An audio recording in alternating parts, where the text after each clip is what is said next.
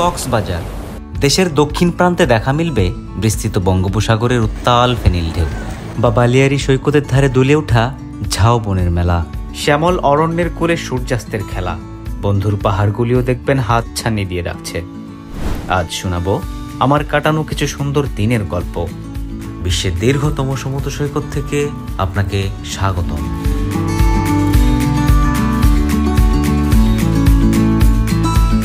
Cox সাহেবের বাজার নাকি প্রাচীন আমলের পালঙ্কি? চলুন না, আজকের পর্বে সবকিছু জানিয়ে পরিবেশন করছি আমার কক্সবাজার সিরিজের প্রথম পর্ব।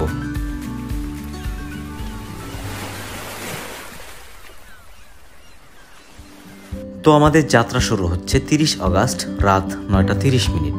বিমানবন্দর রেলওয়ে স্টেশন থেকে আমাদের চট্টগ্রাম যাওয়ার পরিকল্পনা। সো আমি ফ্রেশ হয়ে মোটামুটি রেডি হচ্ছি। 8:30 আমাদের বাসা থেকে বের হওয়ার পরিকল্পনা। বাই দ্য ওয়ে, এবারের ভ্রমণ সঙ্গী আমরা 4 জন বেস্ট ফ্রেন্ড। ঠিক 8:40 আমরা বাসা থেকে রওনা হচ্ছি এবং 9:26 আমরা স্টেশনে পৌঁছাই। অবশেষে সকল অপেক্ষার অবসান ঘটিয়ে ট্রেনটি চট্টগ্রামের উদ্দেশ্যে ছুটে চলছে।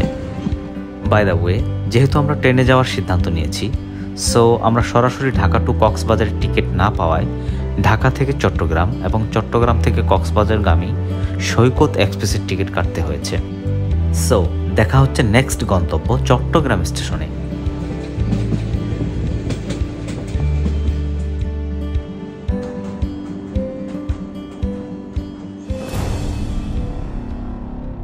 এখন সময় ভোর 4টা। আমরা অবস্থান করছি চট্টগ্রাম স্টেশনে। অবশেষে সকালের আলোয় শুরু হলো কক্সবাজারগামী সৈকত এক্সপ্রেসের যাত্রা। উপভোগ করছি জানালার বাইরের আঁকা বাঁকা ছোট বড় পাহাড় ও সবুজের সমারোহ এবং ঝাউবনের হাতছানিতে ছুটে চলছি কক্সবাজারের পথে। কোথাও উঁচু পাহাড়, কোথাও ঝাউবন, আবার কোথাও ছোট ছোট গ্রাম ও মিষ্টি সকালের বাতাস। এই পথ যেন এক একটা ক্যানভাস, যেখানে প্রকৃতি নিজেই নিজেকে রং তুলি দিয়ে আঁকছে। পাহাড়ের পেছন থেকে উকি দিচ্ছে সূর্যের আলো, আর সেই আলোয় ঝিলমিল করছে গাছের পাতা।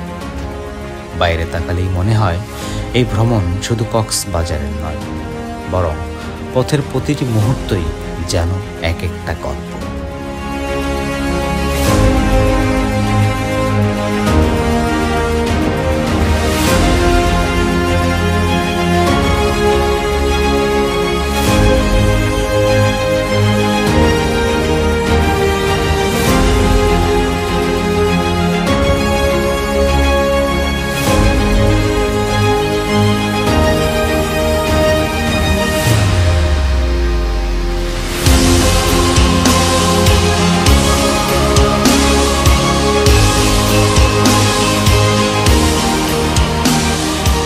So, finally, we are now in Cox's Bazar.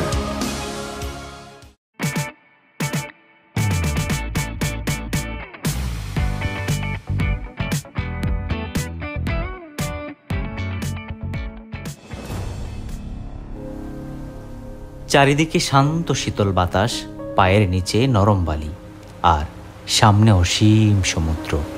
It's amazing. হোটেলে চেকিং করেই আমরা নেমেছিলাম সমুদ্র ধারে। প্রকৃতির কোলে কিছুক্ষণের জন্য হারিয়ে গিয়েছিলাম। ঢেউয়ের সাথে লাফালাফি, বন্ধুদের সাথে দুষ্টামি, মনে হচ্ছিল ছোটবেলার সেই মধুর মুহূর্তগুলো আবার ফিরে এসেছে।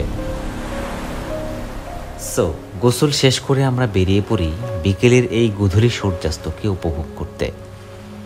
আকাশের রং আর সমুদ্রের নীরবতায় এই সূর্যাস্ত আমাদের মনে এনে দেয় এক অমলিন প্রশান্তি।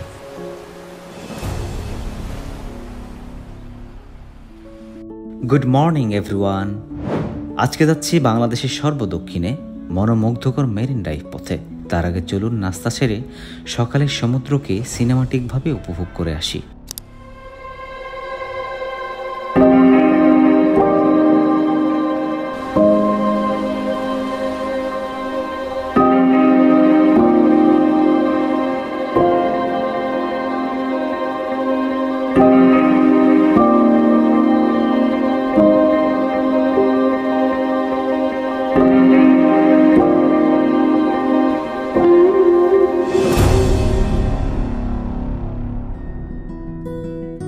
সমুদ্র সুন্দর পৃথিবীর সবচেয়ে বড় মেরিন ড্রাইভ। এক পাশে সমুদ্র, এক পাশে পাহাড়। এগিয়ে চলেছি সমুদ্রের ঢেউ আর পাহাড়ের টানে বাংলাদেশের সর্বদক্ষিণের অঞ্চল হিমছড়ি, ইনানি, পাটুয়া ট্রেক ও টেকনাফের দিকে।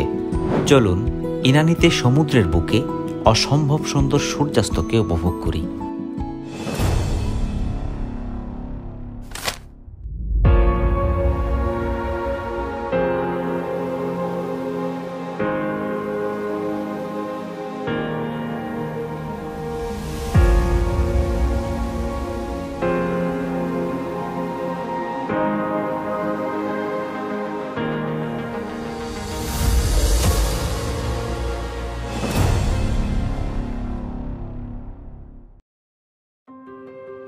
ছুটে চললাম মেরিন ড্রাইভ হয়ে আরও প্রায় 5-7 কিলো।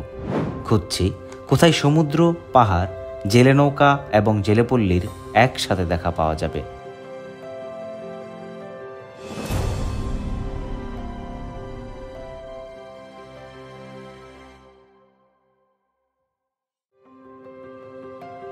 কক্স সাহেবের বাজার নাকি প্রাচীন আমলের পালঙ্কি? কথিত আছে মোগলরা আরাকান জয় করার পর সম্রাট শাহ সুজা একবার যাত্রাপথে কক্সবাজারের পাহাড় সমুদ্রে ঘেরা নৈসর্গিক দৃশ্যে বিমোহিত হয়েছিলেন। হাজার পালকি বা পালঙ্কি থামিয়ে এ অঞ্চলে সম্রাট যাত্রা বিরতি করেন। কক্সবাজারের প্রাচীন নাম পালঙ্কি। কোনো কালে হলুদ ফুলে আবৃত ছিল বলে একে পানোয়া বলেও ডাকা হতো। ব্রিটিশ মহাপরিচালক ক্যাপ্টেন হিরাম কক্স আরাকান শরণার্থীদের অধিকার প্রতিষ্ঠায় অবদান রাখেন বলে তার নামেই একটি বাজারকে কক্স সাহেবের বাজার নামে নামকরণ করা হয়। আর সেই থেকেই কালক্রমে এ অঞ্চলের নাম হলো কক্সবাজার, বাংলাদেশের সর্ববৃহৎ সৌন্দর্যের লীলাভূমি।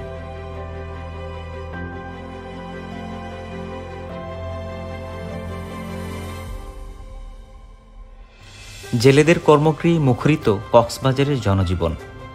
অঞ্চলটি যেন বাংলাদেশের প্রাকৃতিক বৈচিত্র্যকে একাত্ম করে রাখা সত্যিকার অর্থেই এক নৈসর্গিক পালঙ্কি। দেখা হচ্ছে নতুন কোনো ভিডিওতে। So take care, tata.